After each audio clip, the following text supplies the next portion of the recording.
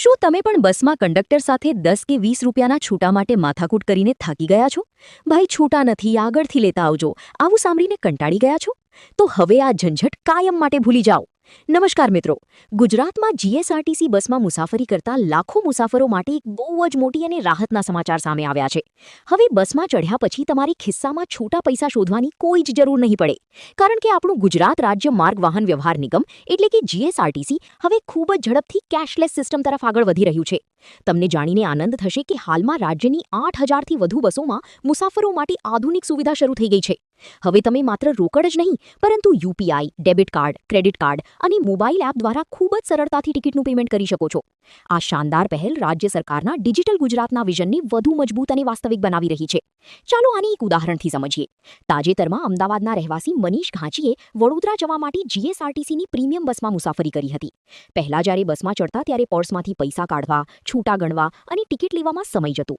પરંતુ મનીષભાઈએ બસમાં રોકડ આપવાની જગ્યાએ કંડક્ટરના મશીન દ્વારા જનરેટ કરાયેલા ક્યુઆર કોડને પોતાના સ્માર્ટફોનથી સ્કેન કર્યો અને માત્ર સેકન્ડોમાં જ ટિકિટનું પેમેન્ટ થઈ ગયું. તેમણે પોતાના અનુભવ વિશે જણાવ્યું કે આ નવી વ્યવસ્થા ખૂબ જ સરળ છે અને મુસાફર તેમજ કંડક્ટર બંનેનો કિંમતી સમય બચાવે છે.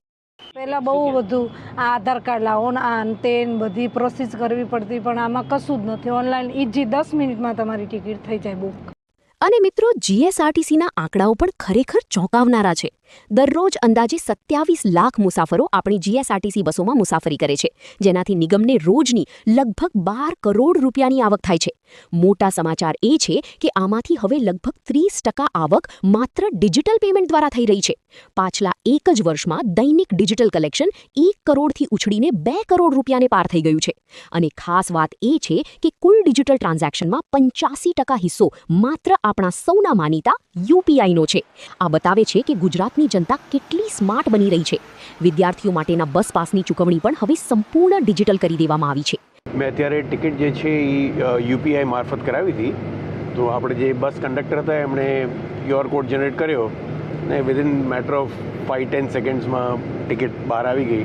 ધ બિગેસ્ટ એડવાન્ટેજ એ કે આમાં છૂટા પૈસા આ તે ઝંઝટ નહીં. રાજ્ય સરકારનું લક્ષ્ય છે કે આગામી મહિનાઓમાં આ ડિજિટલ પેમેન્ટનો હિસ્સો 60થી 70% સુધી પહોંચાડવામાં આવે. નાયબ મુખ્યમંત્રી હર્ષ સંઘવીએ પણ સ્પષ્ટ કર્યું છે કે અંતરિયાળ ગામડાઓમાં બસ સુવિધા વધારવાની સાથે સાથે ડિજિટલ ઇન્ફ્રાસ્ટ્રક્ચરને પણ વધુ મજબૂત બનાવવામાં આવશે.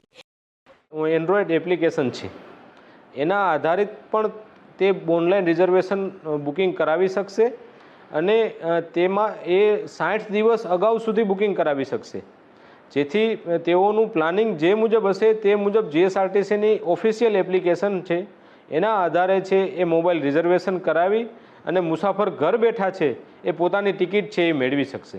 ટૂંકમાં ગુજરાતની જાહેર પરિવહન સેવા હવે સંપૂર્ણપણે સ્માર્ટ બની રહી છે. તો મિત્રો, શું તમે પણ જીએસઆરટીસી બસમાં યુપીઆઈ કે કાર્ડથી પેમેન્ટ કર્યું છે? તમારો અનુભવ કેવો રહ્યો? કમેન્ટ બોક્સમાં જરૂરથી જણાવજો. જો તમને આ માહિતી પસંદ આવી હોય તો વિડીયોને લાઇક કરો, તમારા મિત્રો અને પરિવાર સાથે શેર કરો. આવી જ મહત્વપૂર્ણ અપડેટ્સ માટે સબસ્ક્રાઇબ કરો ભારત શક્તિ ન્યૂઝ. ધન્યવાદ.